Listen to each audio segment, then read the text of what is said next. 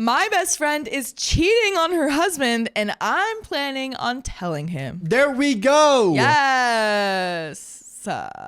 One of my 38 female best friends, 41 female Rachel, has been married for about 8 years to her second husband, 41 male Eric. We became friends around the time she divorced her first husband due to an emotional affair. Ooh. She was very big on cheating being a hard no, and I supported her in her divorce. By the way, this comes from throwaway 1376 on the r/OK storytime subreddit. Over the years, I've gotten to be good friends with her current husband, and we share a lot of common interests and have always been able to carry on a good conversation. We don't hang out one-on-one, but occasionally we'll message each other about current media that Rachel doesn't share a passion for. The two have 4 kids together. Recently, Rachel and I had a girls' outing, which doesn't happen often between conflicting schedules and her having 4 kids under the age of 8. While we were out, she confesses to me that she had been cheating on Eric since early this year.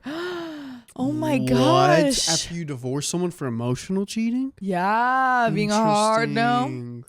Oh my goodness. There were multiple men, but the current one she seemed to be really close with and in a sort of honeymoon phase with. She has been on hard substances at certain points, but was supposedly clean now. At minimum, he seems to have a booze problem, but based on some of what I saw, I suspect hard substances might still be involved. There was a ton of incriminating evidence about their relationship on her phone and social media, but she did not think Eric would ever check that. She said Eric wasn't meeting her emotional needs, and that was why she started seeing other men. Eric has struggled with Mary Jane use and no hard substances and booze in the past, but is working on overcoming some past trauma that I will not go into detail on. But it is entirely justifiable to have spiraled for a bit. He is in therapy now, and from my perspective has come a long way. I respect if Rachel is feeling underappreciated and think that's very valid, but the stretch to cheating seems like overkill to me, especially when this is physical and she divorced over an emotional affair. Yep. And it's physical, but she said that she did it because she was lacking emotions from her current one. Make it make sense. Flip-flop. Come on. I promised not to tell Eric, but I was feeling conflicted about it. On the one hand, I support my friend and her feelings are valid, but I don't condone cheating either, and Eric is also someone I consider a friend. In the end, I chose to stay out of it and let her make her own decisions, even if I don't agree with them. Telling him would have been a nuke on my friendship with Rachel, who outside of this situation has always been an amazing and supportive friend that I have been through a lot together with. I told her to call me if she ever wanted to talk things through, since she was considering leaving Eric for the new guy. I don't remember his name or age. Let's just call him John. This was about 6 months ago. We met up again shortly after that, but other than that, we have not seen each other in person since. We have texted occasionally, but both of us have been busy, and despite my offer, I've never heard about the John again. I could tell from social media, though, that they were still seeing each other. About 3 weeks ago, I saw a few posts from Eric on social media, a different platform from the one she regularly uses and interacts with the John on. Eric is only really active on one, indicating he was going through something. Ooh, so Eric was going through something and telling everyone on Instagram or something. Yeah. Social media. My radar was going off already, and when I saw the comments, there were things from the other friends and family implying things like, you'll find love again, and you need to move on and get that waste out of your life. Oh man. Goodness gracious. I assume she either told him or he figured it out himself. He's not stupid, but not chronically online enough to see how obvious it was to me. Honestly, I suspected her cheating before she told me because I saw their interactions on SM. I reached out to Rachel the next day. I never put anything in text to her about the affair just to stay out of it in case he looked at her phone, but just asked if there was something going on between her and Eric based on his posts. She responded that yes, there was, but it was complicated and she was too tired physically and emotionally to go into detail. I wonder why she's tired physically. Oh, no problem. She said she would call me in the next few days. When she did call, I was sick and sleeping and I got no answer when I called her back. I sent her a message and just asked her to call me next time she was feeling up to it, but she left me on read. I wanted to reach out to Eric too because he can be very emotional, and while I know he may not want to talk to me depending on what he knows, I wanted to offer some support for him if he needed someone to talk to. But I wanted to talk to Rachel first. I didn't know what he knew or if I could accidentally make it worse. Does he know how long it's been happening? Does he know it's multiple men? Does he even know she cheated at all? She could have just told him that she wasn't happy and was leaving. I didn't want to make the situation worse by saying something I shouldn't, whether I think he deserves deserves to know the truth or not. She did not call back, and I left it alone for a bit because I didn't want to press her into what will probably be an emotional conversation. After about a week and a half, I tried calling again and sent another message saying to call me when she was ready. I got left on red again. What? She knows. She knows. She knows she's about to be confronted. She doesn't want to have that conversation. Nope. I should point out that getting left on red by Rachel is not normal. Maybe if she is working, but she almost always responds within 24 hours if I call or text. I tried texting again today around 9 a.m. just asking how she was doing, and it's still unread. At this point, I'm genuinely worried about my friend. I know she's physically okay based on the continued social media posts, but I'm worried about her mental state. Wow, so she's posting on social media and then not responding.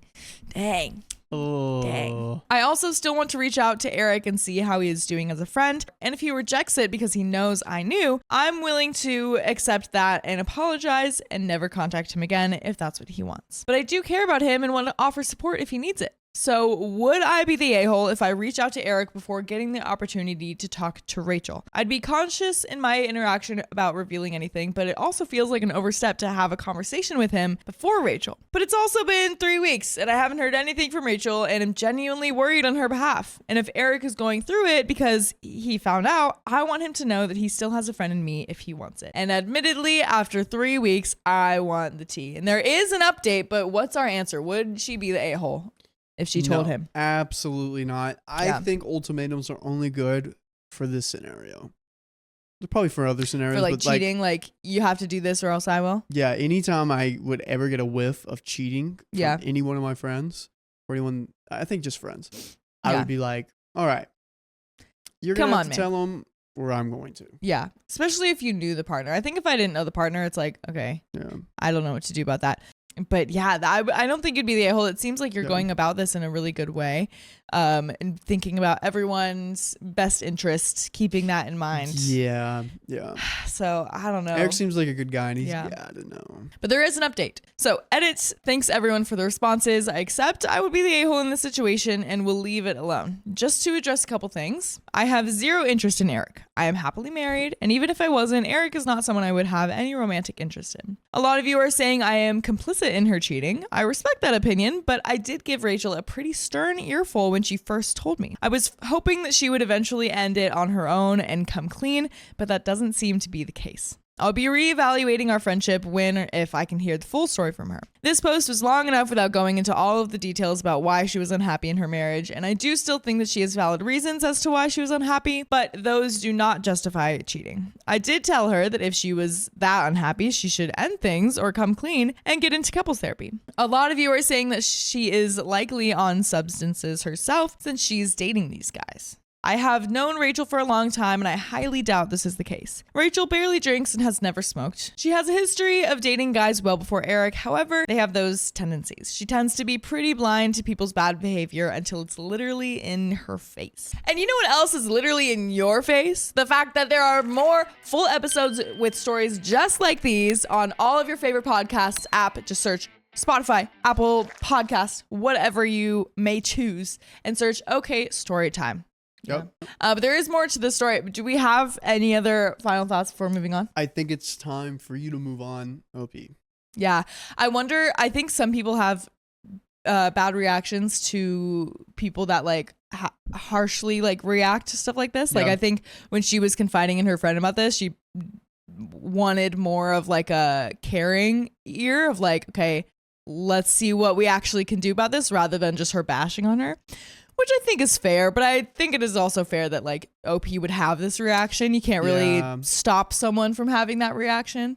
But I think I'm going to guess that that's probably what's happening is since she got that, she knows or feels that like if she had a conversation again with OP, then it would just be her bashing on it. And it's like, that's not going to help, you know, because she probably knew, you know, if she was telling her OP about this, then maybe she was already like, hey, this is a problem, it needs to be addressed. I don't know what to do. Yeah.